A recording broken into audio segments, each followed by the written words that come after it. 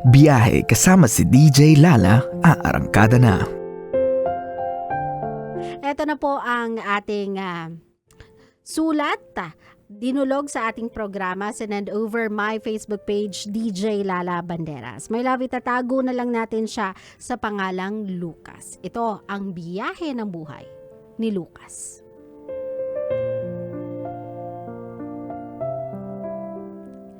Hi DJ Lala. Ito po yung problema ko. Siguro normal lang naman po na mag-asaran sa trabaho. Pero yung i-invalidate nila, yung nararamdaman ng tao, tsaka pagbabody shame nila, feeling ko mali na po. Medyo natitrigger na din po kasi ako. Ano po ba ang dapat kong gawin? Kapag naman nagre-react ng kilos na parang kasalanan pa namin na nasaktan kami. Minsan, katrabaho na din po ang dahilan bakit nagre-resign ang ibang empleyado. Isama nyo na din po yung boss na feeling malaki ang sahod pero halos pare-parehas lang naman po kaming trabahador. Pero kung masigawan at mapahiya yung mga tao nila, parang di tao kung itrato. Medyo nakakaiyak na po kasi yung ganung part. So ano po ang dapat kong gawin? Thank you and more power to your show. My love, lalong-lalo na kay Lucas at sa mga kabisyo nating parehas ng sitwasyon kay Lucas. I know yung feeling na hirap sa trabaho. Yung tipong pagod ka na every single day sa ginagawa mo. Alam ko yung feeling na may mga days na hindi ka makatayo or you'll drag yourself to work. Not because you don't love what you do, but because there's just so much going on sa buhay mo and pagod ka na to even move, but you know you have to. Kasi kailangan mo yung pera eh. 'Di ba? Wag na tayong magpa-eme-eme pa, wag na tayong mag-inarte pa. Maging prangka tayo sa mga sarili natin. We need to grind because we need the money that we'll get out of it.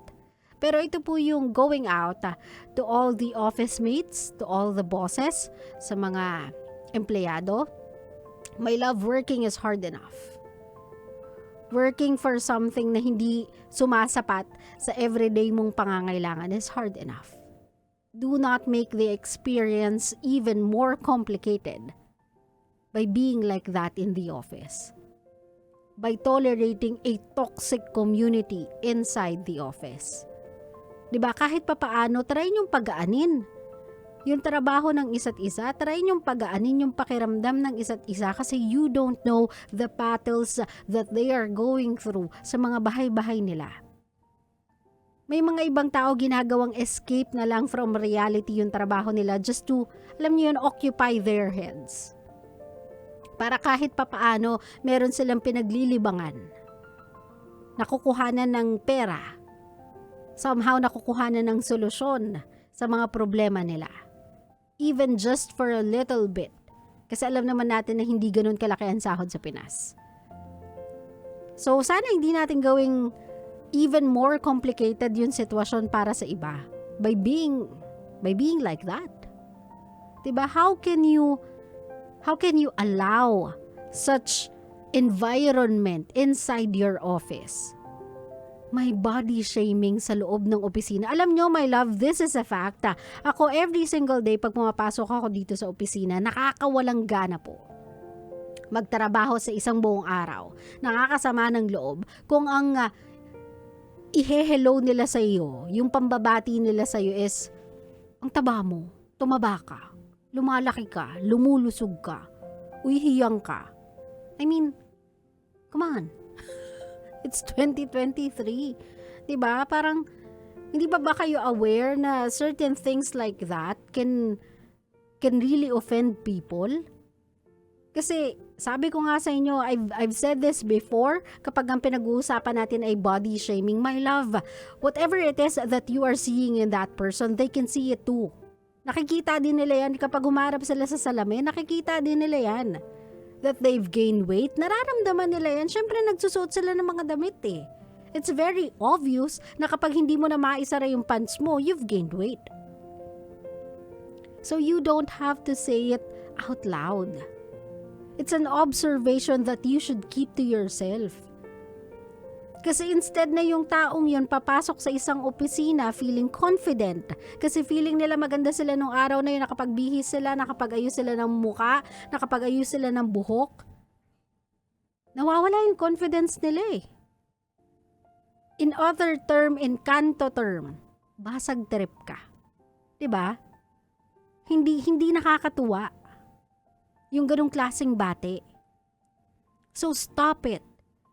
I don't see the point why we have to say it. Hindi ko nakikita yung point as to why kailangan nyo pa yung sabihin sa tao. Kung obviously, nakikita naman din nila sa figure nila that they've gained weight. And I don't even see the issue. Aren't you happy? Na na-enjoy niya na ngayon yung pagkain? Aren't you happy? Na nagiging pastime niya ay kainin yung gusto niya. Because finally, that person can. You don't even know how much happiness it brought to that person na finally makain niya yung mga gusto niyang kainin. Kasi before, maybe they cannot afford those. Pero ngayong nagtatrabaho na siya, yun yung naging reward niya sa sarili niya instead of buying gadgets na way more than sinasahod nila. Doon na lang sila bumabawi sa pagkain. Ibinibigay nila yun sa sarili nila bilang reward for getting through a tough day. I'm stressing on this one because gusto ko nang baguhin yung sistema ng mga kabisyo natin na, alam niyo yun, stop putting a standard to how beautiful or how handsome a person is based on their physique. O diba? Based sa pangangatawan nila. Na sa mata nyo, kailangan payat, humpak para maging pretty. Pero kapag medyo chubby cheeks, kapag medyo some kind na lumalaki yung braso, malaki yung hips, lumalapad yung legs, nagkakaroon ng tiyan, kapag umuupo, merong bulkiness, pangit na sila sa inyo. Baguhin na po natin yung ganyang klaseng ugali. I mean, it's a worldwide concern. If talagang concerned kayo sa health nila, sa pangangatawan nila, sa well-being nila, then sabihin nyo sa kanila na, hey, jogging tayo. O diba? Yung mga subtle way of saying, uy, badminton kami, sama ka? Uy, mag-ano kami? Mag-sasalad kami, sama ka? Gusto mo i-try? Hindi yung magyayaya kayo sa mga masasarap na kainan. Tapos kapag nag-G yung tao, sabihin nyo, uy, laki mo na eh. So, diba?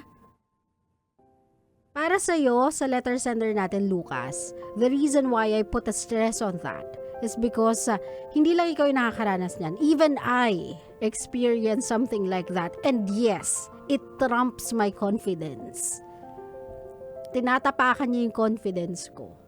I'm trying to fight it every single day. I'm trying to psych myself na even when I've gained weight, I can still feel beautiful about myself. Kinokondisyon ko yung sarili kong ganyan every single day. Whenever I go out, hindi ako makapag-sleeveless, hindi ako makapag-shorts, ang dami kong insecurity sa katawan. The reason why I'm telling you this kasi I want you to know that you are not the only person that experienced that.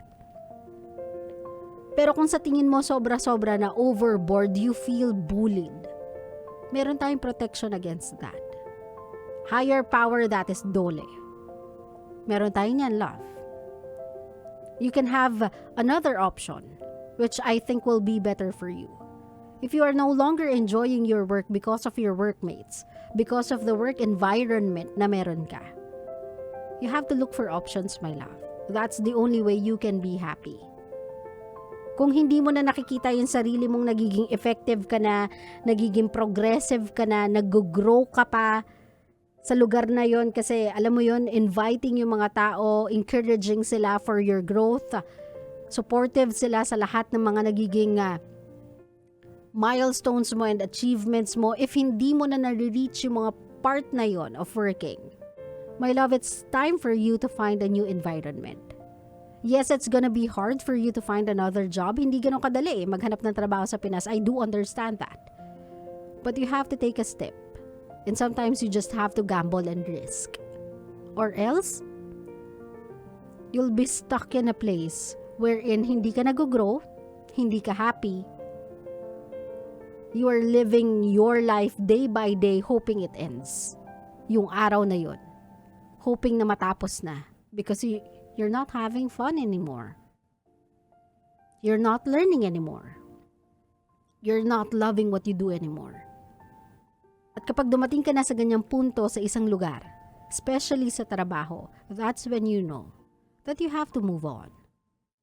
That you have to go and find another nest that can culture your fire within. Nahahayaan kang i-encourage yung flame sa puso mo sa craft na ginagawa mo. Kasi sometimes, even if malaki yung sahod mo, kung araw-araw kang nasistress, kung araw-araw kang discourage, kung araw-araw mong nararamdamang you are worthless and you're not doing something significant with your life, that amount of money will never be worth it. Sa time wasted dahil nagstay ka sa isang trabahong you are no longer happy with. Naintindihan mo ko, love? If we cannot change the people, if we cannot rebel or start or initiate positive changes in an environment so toxic, then my love, it's time for you to shift your gear and find something else for you. Maybe that place really doesn't deserve you. Claro? Claro. Sa mga kabisyo natin, I'm saying this or I've said this one too many times sa programa ko. Please do not ever feel that you look ugly. You are beautiful, my love. Kapag may mga taong nanlalait because of how you look, because of your skin, kung hindi masyadong fair or maraming, katulad ko, maraming masyadong pekas, kung hindi ka sexy, hindi ka fit, kung hindi ka thin, that doesn't define the word beautiful. Beautiful is so much more than that. So always remember, my love, to take your confidence or to harness yung confidence mo sa sarili mo sa mata ng mga taong nakakakilala sa'yo, skin deep. Sa mata ng mga taong nakaka-appreciate sa'yo, deeply. Sa mata ng mga taong kilala kung sino ka. Huwag kang nakikinig sa mga taong walang idea sa pinagdadaanan mo.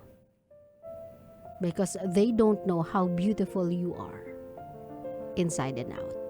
Okay?